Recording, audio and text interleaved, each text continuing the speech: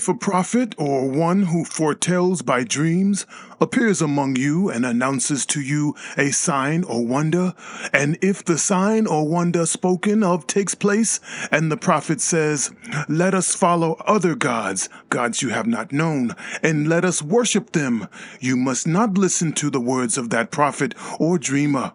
The Lord your God is testing you to find out whether you love him with all your heart and with all your soul.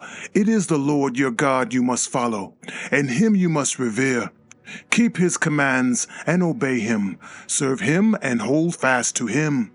That prophet or dreamer must be put to death for inciting rebellion against the Lord your God, who brought you out of Egypt and redeemed you from the land of slavery.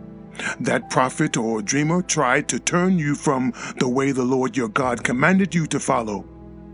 You must purge the evil from among you. If your very own brother, or your son or daughter, or the wife you love, or your closest friend secretly entices you, saying, "Let us go and worship other gods," gods that neither you nor your ancestors have known, gods of the peoples around you, whether near or far, from one end of the land to the other, do not yield to them or listen to them. Show them no pity. Do not spare them or shield them. You must certainly put them to death. Your hand must be the first in putting them to death, and then the hands of all the people.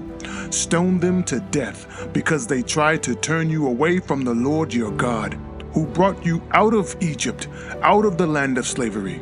Then all Israel will hear and be afraid, and no one among you will do such an evil thing again.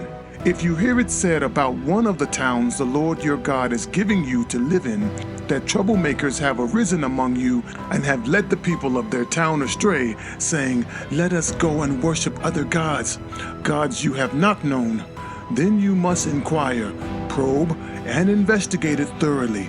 And if it is true, and it has been proved that this detestable thing has been done among you, you must certainly put to the sword all who live in that town. You must destroy it completely, both its people and its livestock. You are to gather all the plunder of the town in the middle of the public square and completely burn the town and all its plunder as a whole burnt offering to the Lord your God. That town is to remain a ruin forever, never to be rebuilt, and none of the condemned things are to be found in your hands. Then the Lord will turn from his fierce anger, will show you mercy, and will have compassion on you.